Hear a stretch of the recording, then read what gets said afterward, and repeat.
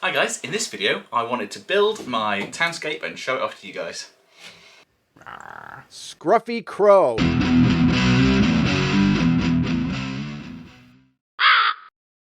So yeah, in this video I'm going to get my townscape that I've been building for a few years, and I'm going to get it all laid out on this shelf. So as you can see, a big feature of this room is this sort of industrial quality racking. And I've got plenty of room on there for sort of storage, as well as my tools, as well as my 3D printer setup. It's actually quite a big sturdy unit, it's not really going anywhere. And one of the things I wanted to use it for was storage of my terrain. Up here we've got some 40k terrain and we've got some forest terrain. But here I wanted to not just have it in boxes, I wanted to get my townscape out and have it as a nice display, because there's quite a bit of it. You'll have seen some of the buildings when I did my Christmas village video, but by no means all of them.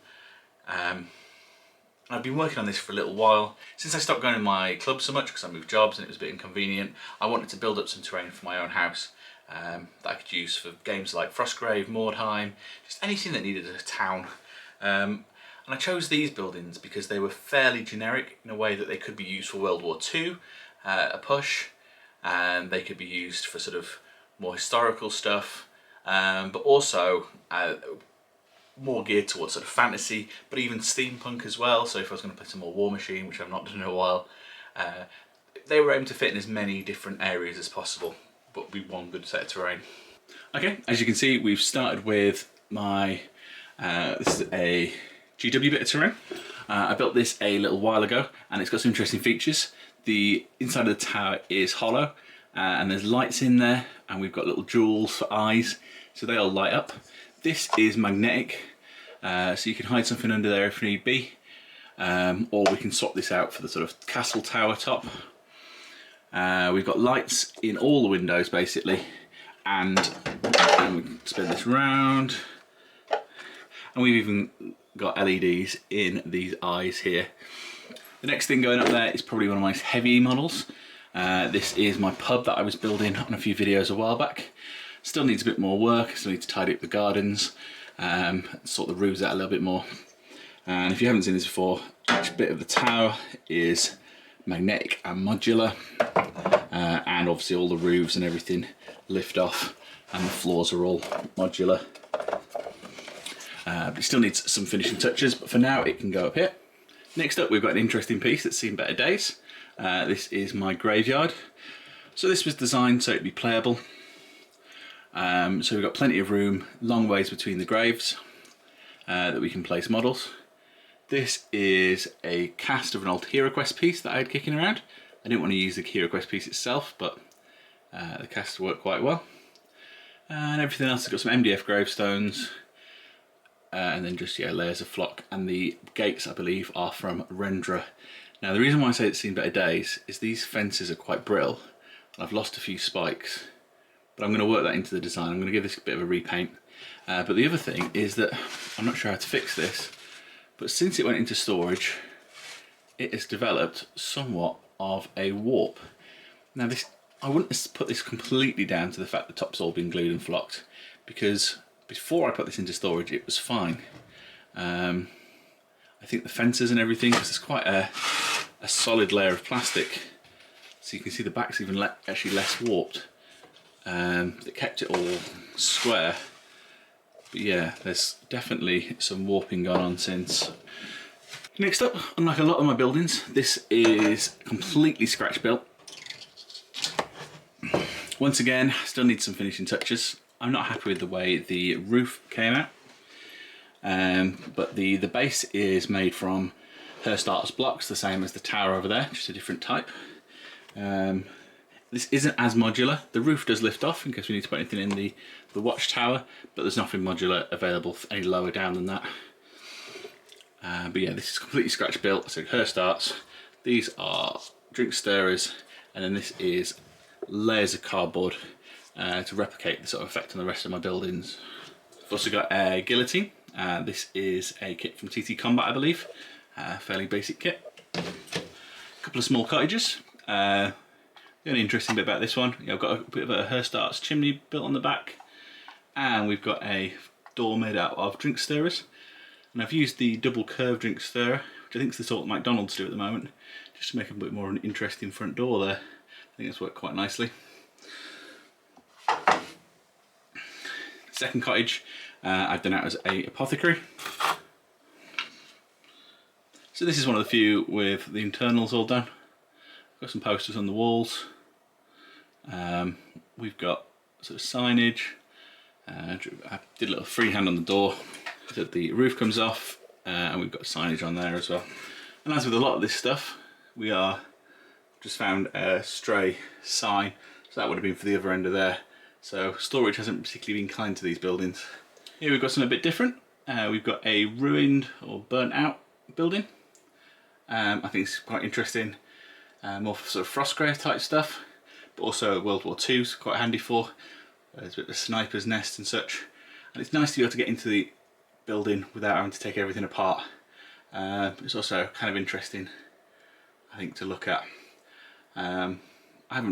Once again, this still needs some finishing touches. I intend to maybe blacken down some of these edges, try and make it look a bit more burnt. I quite like the clean look I've gone for at the moment, but I think it could do with a bit more work. And once again, I've spotted some areas where this has taken some damage while it's been in storage. So it's going to be a fairly big project, I think, to get all this back up to perfect condition. Okay, now we're on to the second tub, and this is more some of the stuff you'll have seen at Christmas.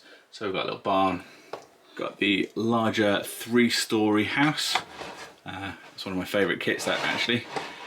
This is actually fairly in good nick, but we're missing a bit of fence here, and the roof once again. I need to work out a good colour scheme for these roofs. Got some oddments in here as well. We've got a statue. This was picked up from the works, it was £1. So I just repainted it in a sort of bronzy colour. Got some Herstarts bricks, and then just a simple cork base. I've got this more sort of Victorian style signage board, covered in all sorts of posters. Now a lot of my buildings have these sorts of posters on, and I've basically poached these from all over the place.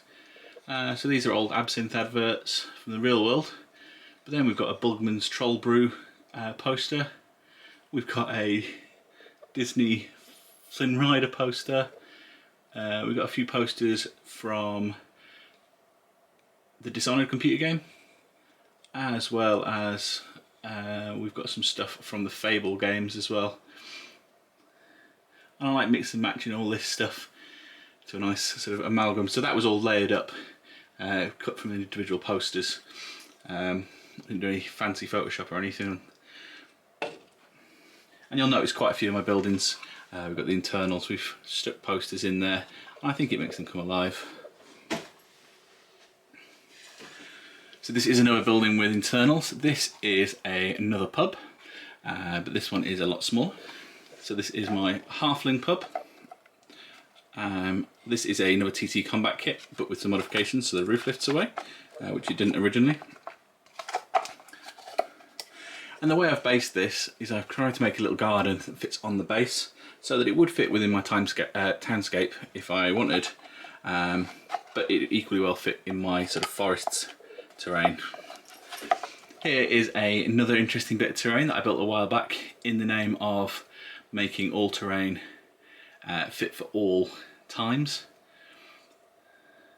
There is nothing as universal as a Stargate. I feel like this could be used in sci-fi games. You place this in the middle of my medieval townscape, and all of a sudden we've got a sci-fi world.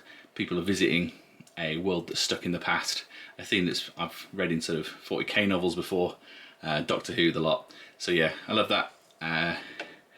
There's not a single theme where that doesn't fit. Or you throw it in a game of bolt action, and suddenly we've got a game of Conflict 47 and some sort of warp technology going on. So yeah, that's a great bit of terrain. This was 3D printed by a friend on a filament printer a while back. I believe filament printers have come a long way since then, but with a little bit of work, this has certainly turned out quite nice. And then based again with some Herstarts bricks and the same sort of ground layout that I've used on a lot of stuff. Once again, this obviously I've tried to base it so it might look alright in my townscape, but also into my sort of forest terrain as well. Next up we've got some scatter terrain. These are boxes that have been printed on a printer, just a normal inkjet, and then attached to cereal box card and folded into the shapes and just hot glued together. Very cheap, very quick, and a good source of blocking terrain.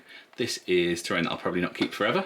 For now it looks alright, and it's very useful, but it's practically free, and I'll probably replace it with something a little bit more permanent down the line.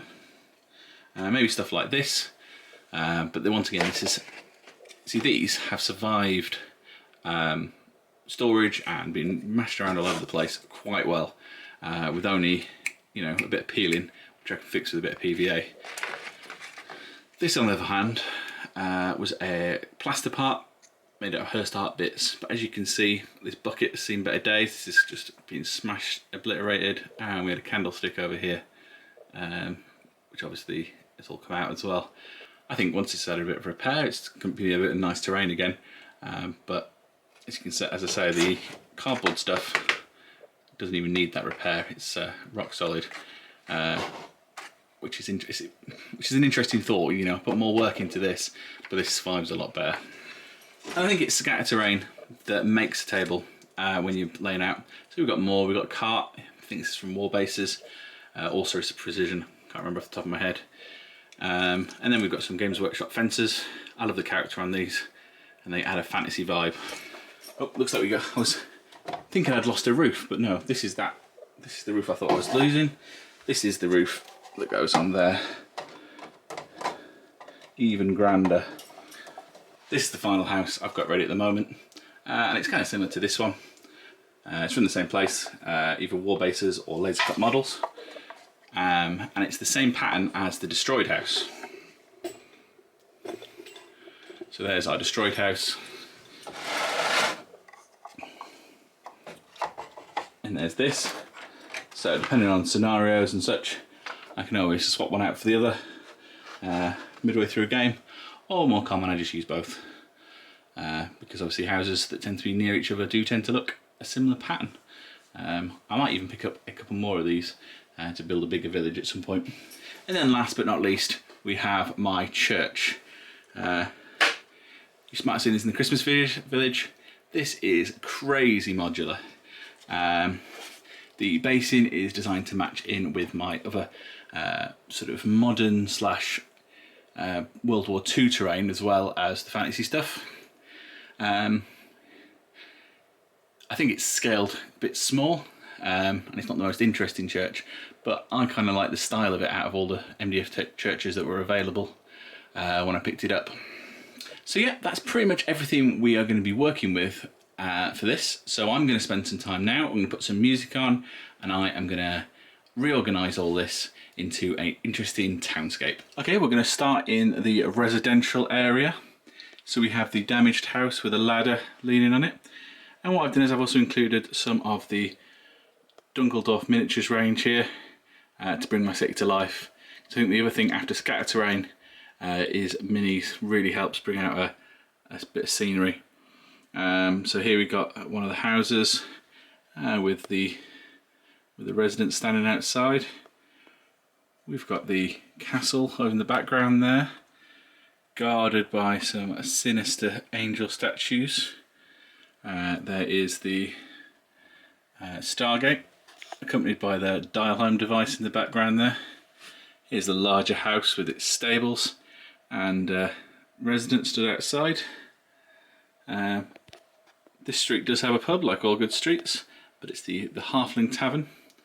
There are some back alleys back there and routes through. And who's this? Lurking in the back alleys. Some unsavoury types. Here is the apothecary. Now I'm loving the fact we've got some quite anachronistic bits. So this terrain is meant to fit all time periods. So I've got everything out at the moment, including this post box. And Edgar here minding his apothecary shop. The tavern. The festivities appear to have moved outside. With the tavern keeper and some drunks on the doorstep there. We have the town message board and the town guard outside their watchtower. We've got a bard performing on a table, and that she's set up in front of a statue. And next to the guardhouse we have our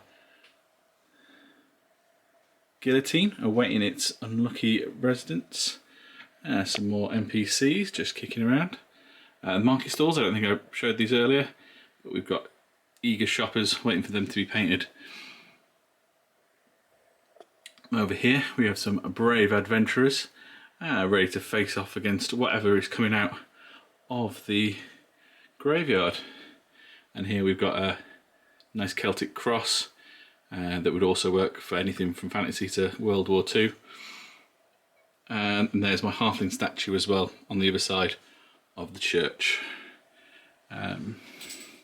So yeah, I think it's a nice little layout. And if I come right back out, you'll see that we've got, you know, all this storage, and we've got my printer work area there. But it adds a nice little bit of something to my room. Okay, that was it. I just wanted to show off this terrain set, one of my personal terrain sets. I said I do have a few different terrain sets, so I might do a video on a couple of them as well if you guys like this one. I said not only is it a nice way to store these rather than having a crate, it also makes a nice little feature in my room that I'm quite happy with. I said most of the kits are pretty much handmade or hand altered. So we've got a lot of laser cut kits, I quite like them. But there's things like the tower and the market stalls that I didn't mention really much before, which are completely scratch built. Because I quite like making terrain, which is why I've ended up with so much of it over here. So if you've got any questions about how I made any of this, please feel free to stick them in the comments or come and say hi in the Discord. I'd be happy to talk about anything I've put together here. And so if you like the video, please remember to slam a like on there. Subscribe if you want to see more of this stuff, because I've got the brewery in the works at the moment. That's getting painted, and that'll go in the middle somewhere. Move everything along. So as I said, like if you liked it, subscribe if you want to see more, and as ever, thanks for watching, and I'll see you next time. Bye.